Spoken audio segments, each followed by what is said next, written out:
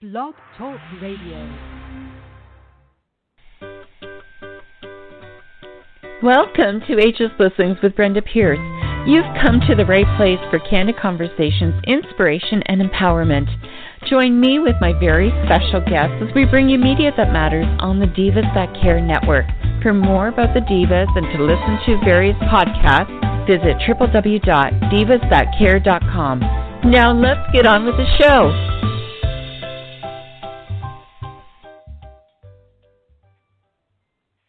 Hi, everyone, and welcome to Ageless Blessings Radio. I'm Brenda Pierce, the empowered nurse here to triage body, mind, and spirit with my amazing guests. I'm bringing you media that matters because I believe that we need to live life to the fullest every moment of every day. I wish to invite you to connect to our marketplace for workshops, books, services, and so much more. Please visit tinyurl.com/A, M, marketplace, and you will be inspired by the many books and workshops and so much more, gifts and freebies and everything else. So today's special guest is Miranda DeHaan. Miranda joins me as one of the contributing authors to the international bestseller Light at the End of the Funnel Volume 2 book, which can be currently found on Amazon and will be released to retail stores in the near future. Actually, the physical launch of the book is next week in San Diego, California. Miranda is one of the inspired contributors, and she is an animal health technologist, speaker, and chief navigator of Petwell Navigation. As part of her training in the field, she was required to work in Euthanasia section of the Humane Society. It broke her heart to have to kill these cats, dogs, and other surrendered animals who weren't necessarily sick, simply because nobody was adopting them.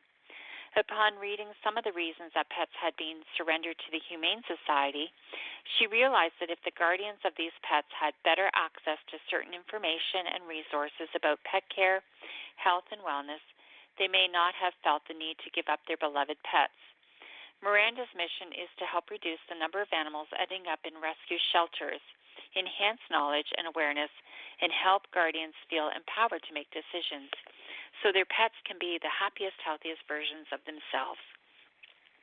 You are invited to visit Miranda's page at facebook.com/Petwell Navigator and then capital YEG. So Petwell Navigation, Petwell Navigation, capital Y, capital E, capital G. So please check it out, and we will be joining her right after this commercial.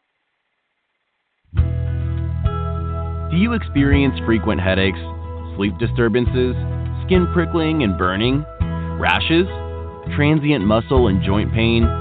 Do you sit in front of your computer or under fluorescent lights for long periods of time? You could be experiencing electromagnetic sensitivity. Reduce the ravages with PEMF therapy. Just 8 minutes twice daily will calm your body down to healthy resonance and regeneration. Reduce stress and promote well-being. Find out more today by visiting www.pemfconsultant.com. That's www.pemfconsultant.com today.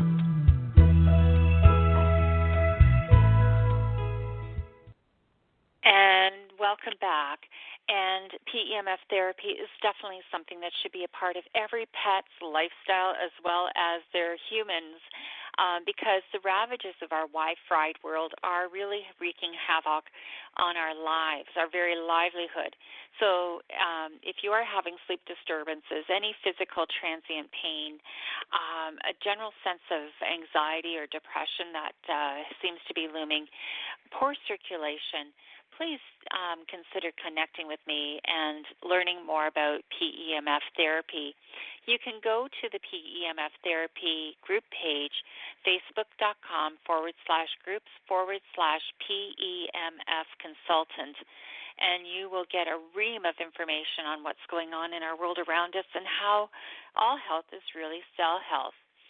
Now, I just want to talk a little bit about the book, Light at the End of the Funnel, Volume 2. It is now available on Amazon, and you can actually order it. The actual Kindle hold on for a second. Miranda's having some difficulty getting in. And anyway, we'll let her have a moment or two to try to get in. Sometimes there's technical glitches that make it really difficult. But Light at the End of the Funnel is the brainchild of Danielle and Eric Clark. They are the visionaries of Entrepreneur City and the live events that they have in Atlanta in the springtime and San Diego in the fall. So they have brought forward a mission to help empower entrepreneurs to share their stories and their truths and make it possible for, to share the light, that there is light at the end of the funnel, that your struggles are not for nothing, and, and that everything has value. There's a reason for every struggle and every challenge that we go through in this entrepreneur world. So I'm just going to give her a little minute more. You are invited to check it out.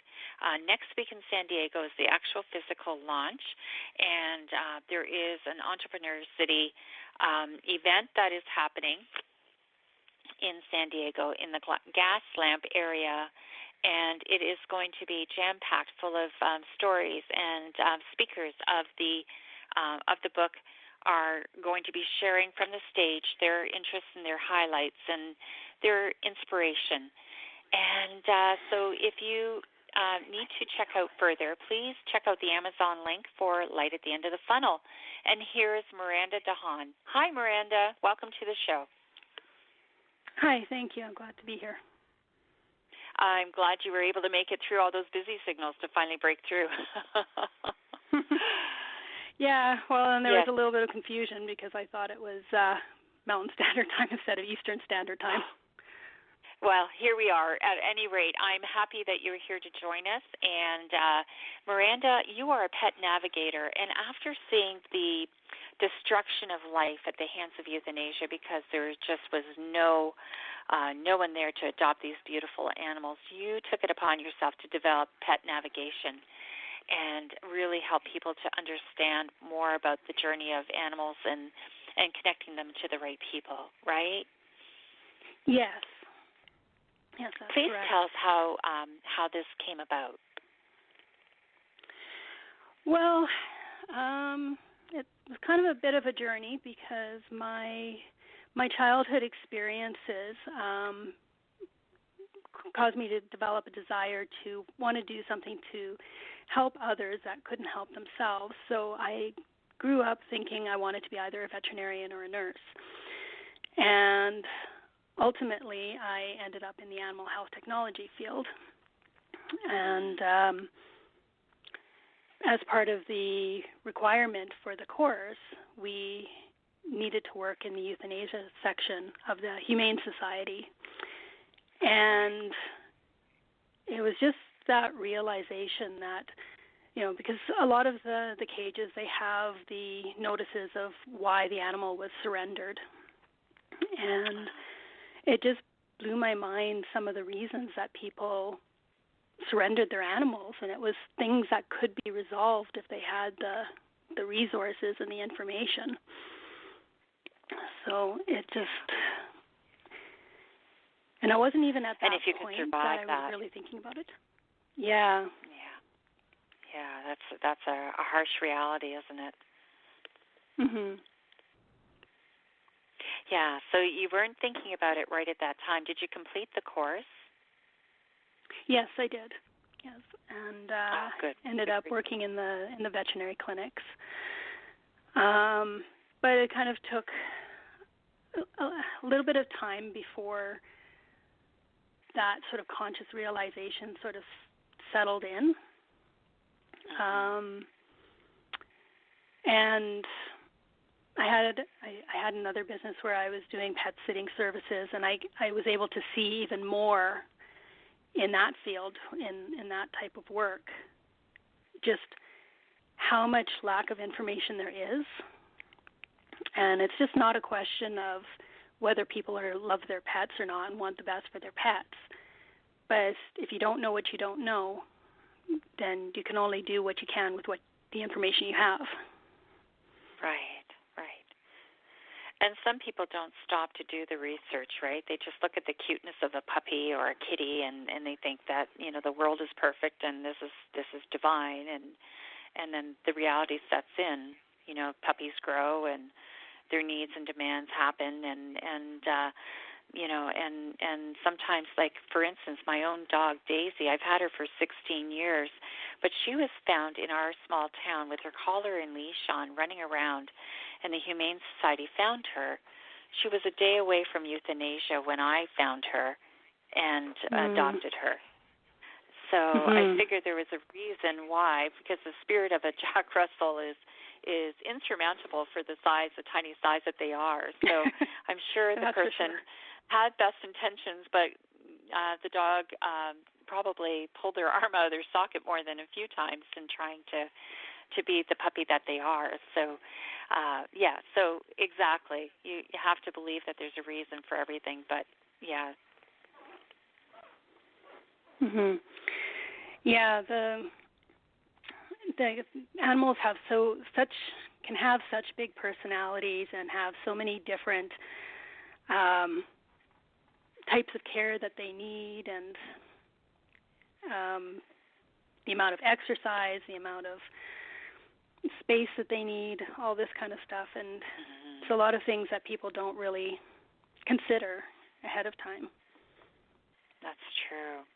Or big dogs in small houses that require to be walked twice a day, and it's a commitment. It really is. And then their physical needs need to be met, not just putting puppy chow in their dish.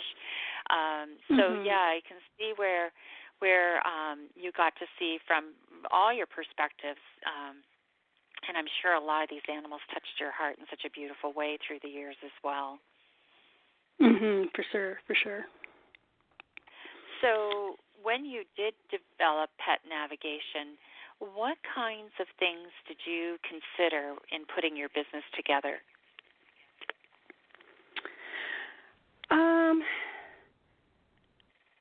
Well, I considered how I wanted to reach people, being able to do educational talks and presentations, but I want to be able to have people be able to have their pets for as long as possible and have their pets be the happiest and healthiest versions of themselves that they can be, because that just develops a much better relationship between the pet and their guardian. And I'm still working on that connection, but it's just my real reason for this for the time being is that I want to reduce the number of animals that end up in the rescue shelter by developing that knowledge and awareness. And it's a very, very important thing to do, because the shelters are overrun with beautiful animals who just have no place to go. And like you said, when you saw the Humane Society and the reasons for these precious animals being let go, it's heartbreaking. Every one of those animals had a story, and the no voice to tell it. And so for us to destroy life like that, when there's so much left to be given and offered by these precious souls, really touches the heart in such a deep and painful way. Oftentimes, there obviously was reasons for them being let go, but didn't mean that their life necessarily needed to be over. So in your work, I'm sure, as a pet vet tech, you've got a wealth of knowledge. There's so much that's being released nowadays on integrative approaches to wellness and health, and from a people perspective, but from a pet perspective, that's pretty much an untapped territory, isn't it?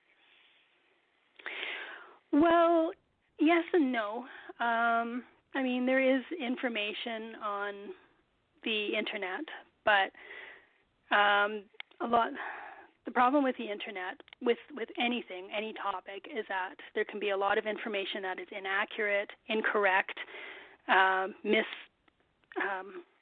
misinformed type of information, and unless you're somebody who's really, really diligent in your research and that, you could be getting information that is harmful to your pet. And so that's why I developed what I did, because I will talk with people one-on-one, specifically regarding their own pet, to help them to understand situations, what their pet more specifically needs, and it's not just generalized. Great. That's just it. The personalized approach is always the best way to go, with credible sources. And this is the whole thing. Like you say, there's a lot of misinformation. Like, people watch different pet training shows on TV and run with something that may necessarily not work for their pet, and then wonder why things fall awry if, it is that personal touch that makes all the difference in the world. So with your participation in the book, Light at the End of the Funnel, Volume 2, share with the audience a little bit of what they will read about from your chapter, just to give them a bit of the essence for it. Well, it basically talks about my journey on how I ended up doing what I'm doing. And it talks about my childhood experiences and my connection with pets at that time, as how I started off, and then just kind of goes through my journey of my experiences up till now. And it's also just got a bit of a sort of a personal development aspect of it to it, on what lessons I've learned and what I've been able to glean from these experiences, and how this might help other people in their potential journeys that they're on. That's beautiful, beautiful. So you also have a group on Facebook, a page on Facebook where people can learn more about your work, and what kinds of things can they get from the page as well? Well, the Facebook page is still in development at this point, but it does give an explanation as to how the business developed, and talks about a couple of the options that are available right now, the consultations and the presentations. But it also has some videos that also just give some information that people might be able to learn from.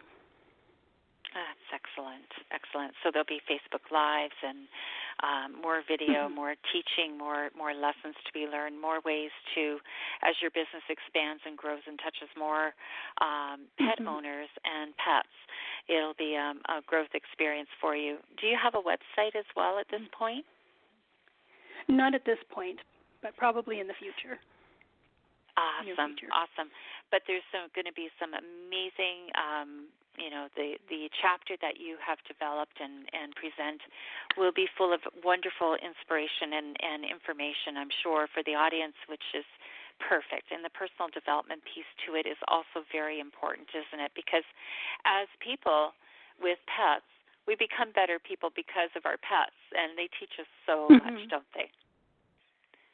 Yes, they do. So yes, they do, that's for sure.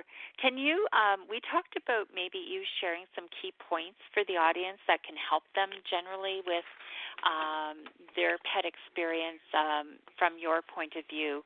Do you have some of those ready to share? Well, I do have one that I had written down about pets, but I also had made a couple of ideas about that's more business related. Okay. In connection to share. how. Yeah.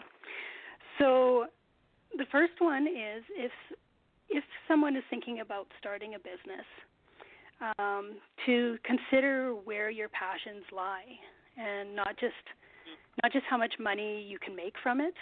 Because from my experience, if I do something that's just for the sake of making money, I don't do very well at it. Now, there are some people who can sell anything, and I know that. But for someone like myself, it's like I need to be passionate about what it is that I'm doing. Otherwise, I can't sell it. And people know, they can tell on an energetic level or whatever that I'm not really into what it is I'm doing. And so I would suggest that people can ask themselves is, can they find fulfillment in whatever business that they're thinking of doing?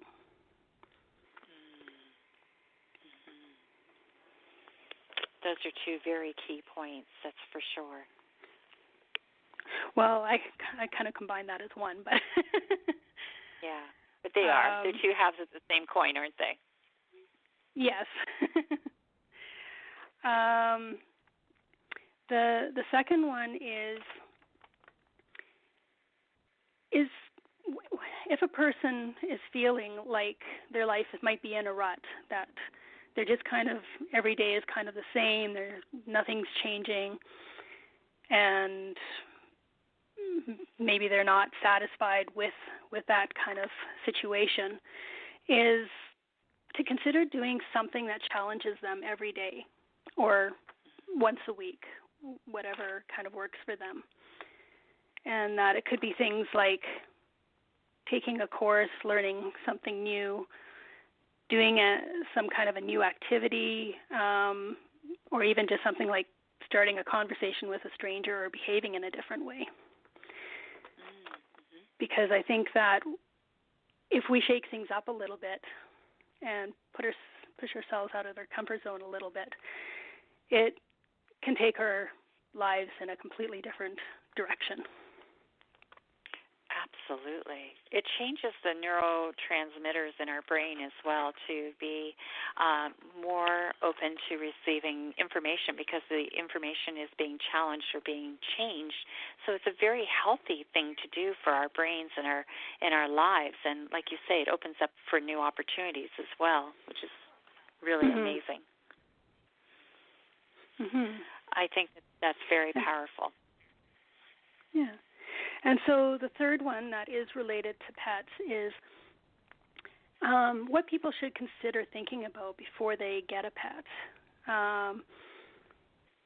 Because, yeah, it's great that, like you were saying, it's great that the animal is cute and everything, but puppies grow up to be dogs and kittens grow up to be cats, and they don't kind of retain that cuteness for the rest of their lives. I mean, they do to a certain extent, I guess, depending on how you look at it, but... but their personalities are so different, aren't they? Like, they very much are. They're not these moldable lumps. Yeah, so they need to consider, like, what is their lifestyle like? Are they always going out and doing things, or are they homebodies? How big is your home? Are you living in a one-bedroom apartment, or do you live in a house? Do you have a backyard? That kind of thing. And what is your activity level compared to what the pet's activity level is? I mean, if you're typically a couch potato and you get a border collie, you're going to run into problems. Because border collies are extremely active, and also not just physically active, they need to be mentally engaged as well. Right. So, and then the other thing is expenses. It's not just about, their food, and their toys and treats. It's also about, well, what happens if they get sick? Can you, afford to do surgery, or get treatment for them or something like that, And for me, it's really, I'm very passionate that pets are not disposable. I think of them in the same way as children. It's like even if we adopt a child, we don't decide after a couple of years, oh, this isn't working, I'm going to give them back. We keep working with them, right? Yeah. We try to find ways to deal with any issues that might come up. And I think the same should be the same with pets as well. Yes, exactly. Well, certain pets, certain breeds of animals, and especially if they're crossbred between different breeds of say, dogs, they end up with certain anomalies sometimes that are like pugs drool a lot. So if you have a pug mix, is it going to be, which dominant factor is going to be the prevalent one in terms of traits that are generically specific to a breed, or certain animals end up with back issues and joint issues rather than others, and so that's part of that navigation, isn't it? What are you willing to take on and deal with is other than the cuteness of the dog growing up or the cat growing up, but specifics to the breed, right? Right. And it certainly is a lot more challenging when it is a mixed breed and you're basically guessing what it might be a mix of. Because there's a lot of Heinz 57s, I guess you can call them. And, you look at them and well, they might have that in them, or they might have that in them, or they might have that in them. So you can't always go by the breed mixture as to what there might be. So there's that kind of risk that you have to be prepared that something could end up coming up that you're not aware of. But there is pet insurance out there too, which can be really, really helpful for unexpected health issues. Yeah, I was going to ask about that.